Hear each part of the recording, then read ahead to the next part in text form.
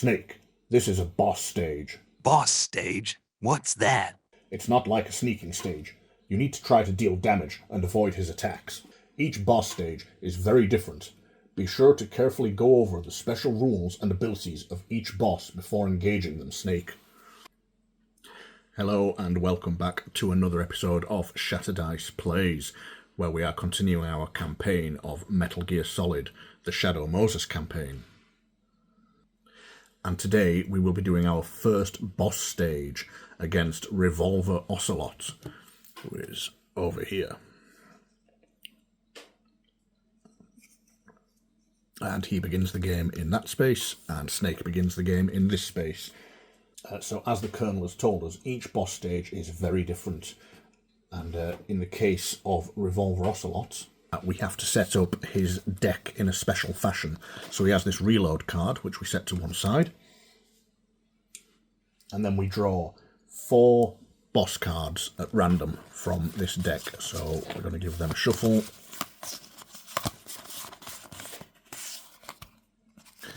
And we'll draw 1, 2, 3, 4. And then the other 2 are out of the game.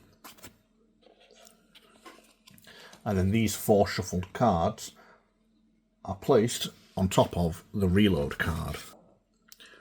So the thing to remember with a boss deck is that this deck will not be shuffled when it's empty. It will become a repeating sequence of cards, so you can kind of learn the pattern of what he's going to do and use that to take him down. So there are special rules for this boss stage, and they are tripwires, which are where the yellow dashed line is. So players cannot move through the yellow dashed line. These lines do not block line of sight, and players may shoot through them. Shooting through the tripwires. Each time a player shoots through the tripwires, any exclamation point rolled deals 1 damage to Kenneth Baker. Place 1 wound token in the centre of the map to represent the damage dealt. If Kenneth Baker takes 3 or more damage, the mission fails. So failure is any player is killed, or if Kenneth Baker takes 3 or more damage. And of course, the objective is to defeat Revolver Ocelot, who has 12 health in a 1-player game. So that is all we really need to do for setup. No, don't touch it! C4. Right. Touch that wire, and the C4 will blow up along with the old man. Revolver Ocelot.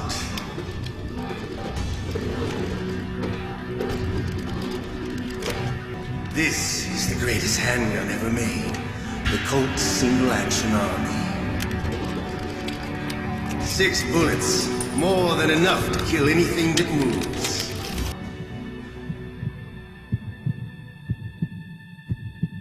Draw! So Snake is going to dash again. He will then use an action to plant one of his C4 charges in an adjacent space. So he's going to plant it here. He's going to use his 4th action to step back 1 space. And then he is done, so we'll draw Ocelot's first card. So, if there is an arrow within 2 moves of Ocelot that shares a row or column with players, move to the closest one and attack them. Okay, so Ocelot can move to there. And Ocelot is always facing the direction of this arrow, so it's very hard to get a shot on him from behind. So Ocelot will then attack Snake. Now, in his VR form, he used 2 black dice, but in his proper boss stage, he just rolls 1 black die. And he rolls a 3, so Snake takes a wound. Actually, we're going to modify that with a -2, so we don't take a wound. And then Ocelot's done exactly what I wanted him to. So we are going to use our first action to blow that C4, which deals 2 damage to each figure within 1 space in line of sight. So Ocelot will take 2 damage.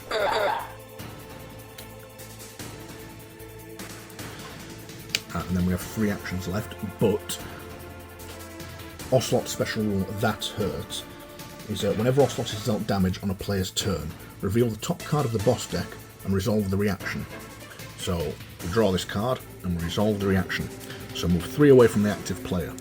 So he's going to go 1, 2, 3 to there. And then if he was dealt 2+ damage, attack all players in the marked areas. So he's going to shoot a bullet all the way around here, which unfortunately Snake is in. Okay, so that's 5, so Snake definitely can't dodge that. And Snake takes a hit. So Snake's got 3 action points left. So he is going to move. He's going to dash 1. And then he's going to dash 2. And then he's going to spend an action to refresh his -2 focus token. And then we see what Ocelot does. Okay, attack all players in the marked red areas. Lucky for us, Snake is not in any of those areas. And then Snake is going to dash. So he's going to shoot at Ocelot with his pistol. And roll a 4, which is a hit. So that's another damage on Ocelot. Then draw a reaction card for him. So the reaction is move 5 away from the active player. So he goes 1, 2, 3, 4, 5. If he was dealt 2+ damage, attack all players that do not share a row or column with him. But he wasn't dealt 2+ damage. So we are back to Snake's turn. And Snake is going to dash, and then he's going to use his focus token to allow him to sneak 1 for free. And then he is going to shoot at Ocelot. And he rolls a 3, so he uses a 4 to hit. Snake has the I Work Alone ability, so he can add or reduce 1 from the die, because there are no players within 2 spaces of him. So it becomes a 4, which is a hit. So he does another damage to Ocelot. And we then draw Ocelot's reload card. Now the good thing about this is there is no reaction on it, which means it just goes to the bottom of the deck. And the deck then gets flipped. So the reason that's good is because every time he does this, he will damage Kenneth Baker. So we just stopped him from inflicting any damage on Kenneth Baker. And he doesn't move. So we can use our 3rd action point to attack him again. And this time we get a natural 4. So that's another damage on Ocelot, putting him on 5 damage. Then we draw a reaction card. So we retreat 2. Move 2 away from the nearest player, so he's going to go 1, 2. And then if he was dealt 2+ damage, attack all players that share a row or column with him, which he wasn't. So Ocelot moves to there, and then Snake has 1 action left, which he is going to use. He's going to dash to here. And then we draw Ocelot's card. Attack all players in the marked red areas. Okay. It's a black die. So he rolls a 4 and hits Snake, but luckily we refreshed that -2.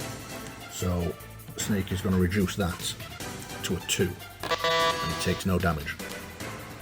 And then it's Snake's turn. So now he's in position here. He's shooting at Ocelot from behind.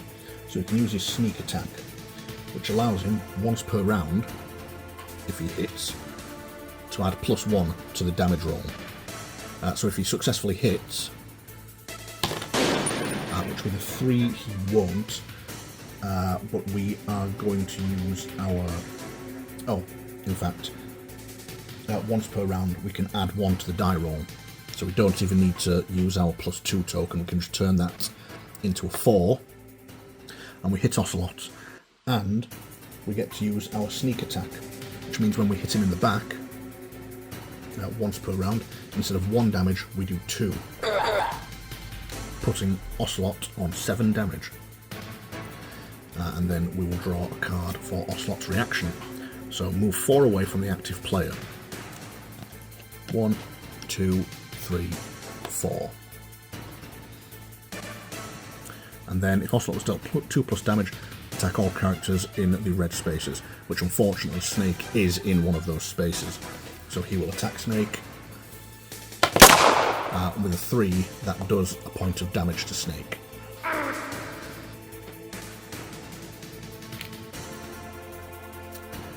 But Snake does get to continue his turn.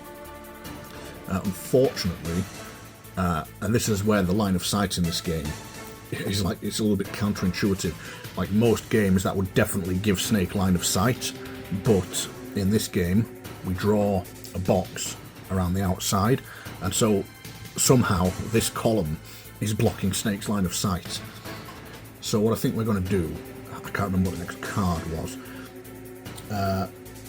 we're going to spend an action to refresh our -2 token, and an action to refresh our free sneak token. And then with our 1 remaining action, we are going to plant our second C4 charge here. And then Ocelot will activate. Oh, it was this one, wasn't it? Yeah. So attack all players that do not share a row or column with Ocelot. Then move 1 away from the nearest player. So that will definitely attack. And with a 5, we can't even reduce that. We can make him re-roll it though, so we're going to use our re-roll focus token. And it becomes a 1. And then he moves 1 away from the active player. So he moves 1 to there. So now we know his reload card is coming up next. So we really need to hit him, stop him from damaging Kenneth. So we're going to dash 2, then we'll use our free sneak, using that focus token, and then we are going to shoot at him. This is our second action, and we roll a 4, which is a hit. So we resolve Ocelot's reload card, and he doesn't react. So we're going to shoot at him again. So with a 4, we hit Ocelot again. He's now on 9 damage. So we're doing pretty well here. And then he uses his reaction. Move 2 away from the nearest player. If Ocelot was dealt 2+ damage, attack all players who share a row or column with him. Well, lucky for us, we only did 1 damage. So Snake is doing a pretty good job of picking away at his health. So what we're going to do is dash to here.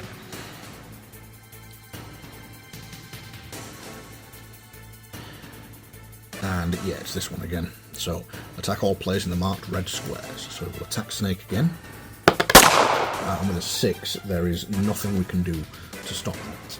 So that's another wound on Snake, putting him up to 3 damage. But it's then Snake's turn. The first thing Snake will do is he will eat his rations with 1 action,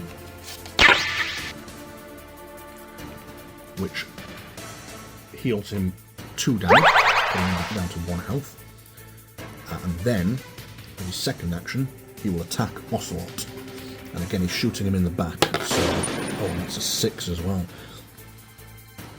So with a 6, we don't need to spend any tokens, and we do 1 damage to him, but it's his sneak attack ability that we can use, which turns that into 2 damage, which puts Ocelot on 11 damage, so we've nearly beaten him. And then we'll resolve his reaction. So move 4 away from the active player. If Ocelot was dealt 2+ damage, attack all players in the marked red squares. So he moves 4 away from him. So he's going to go 1, 2, 3, 4 to there. And then he will attack Snake. And with a 6, he definitely does damage. So Snake takes a point of damage, and he's back on 2 damage. And that was our first action. So we just need one hit. So we've got 3 actions left. So we're going to dash. And then dash again. But that won't be enough, actually. So we're not going to do that. We're going to dash away from him. 1. Dash 2. Dash 3. In fact, we'll just sneak 1 to there, just in case he doesn't move. Hopefully it'll send him this way. I can't remember what the card was. So, attack all players that do not share a row or column with Ocelot. Well, thankfully we actually share a row with him, so I made the right call moving there. And then he moves 1 area away from the nearest player. So he only moves to there. But that is exactly what we needed. So all Snake is going to do is he's going to sneak to there, and then he's going to shoot Ocelot, and this could be the end of Ocelot. With 3, we can add 1 to it to make it a 4. So it's a successful hit, and that is it. That is the last wound on Ocelot. You're pretty good, but I'm just getting warmed up. What? My hand!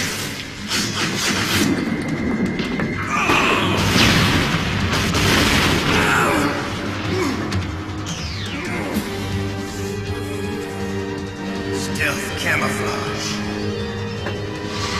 Can't you even die right? You were lucky. We'll meet again! Who are you? I like you. I have no name.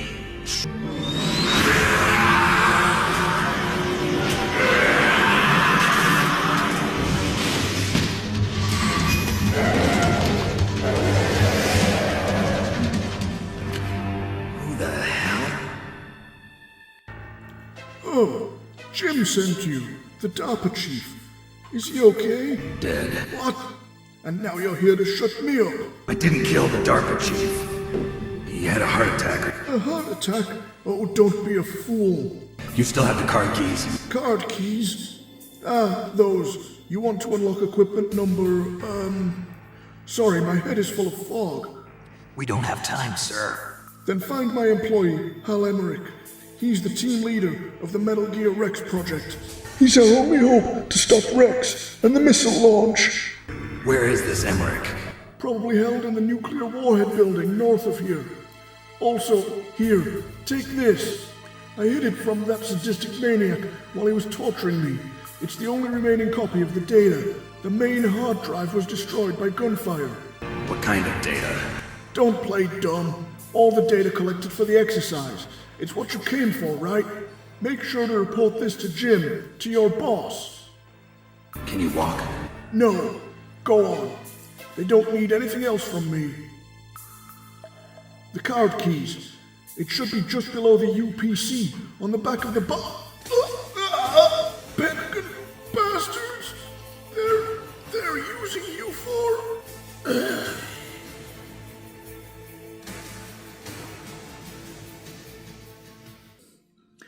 And that is our first boss stage completed. Of course, Ocelot's a very easy boss, because he is the first one, but as you can see from that, a lot of the game is about learning the pattern of the boss's attacks.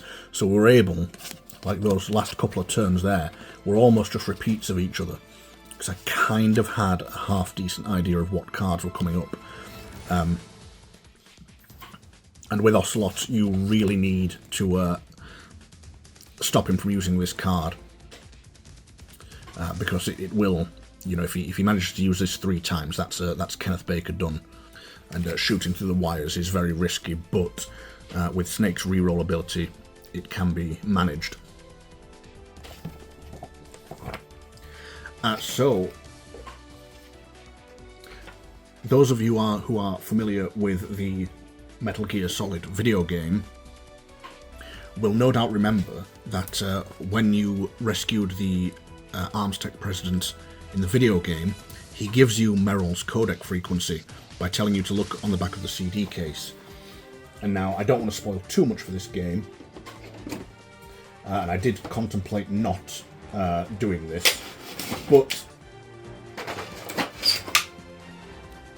But it is a lot of fun to show you the kind of thing you're getting with this this Metal Gear Solid feeling. So let's just move those out of the way. And if we take a look at the back of the box, let me just zoom that out. We can find the UPC number, and it tells us to unlock equipment card 31. And when we go through our deck, badly ordered deck,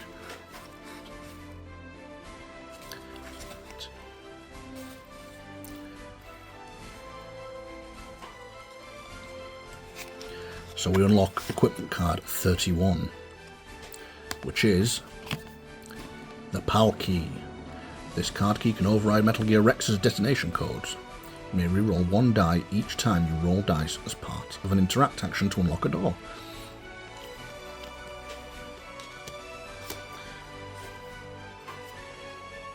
And so with that, Snake once again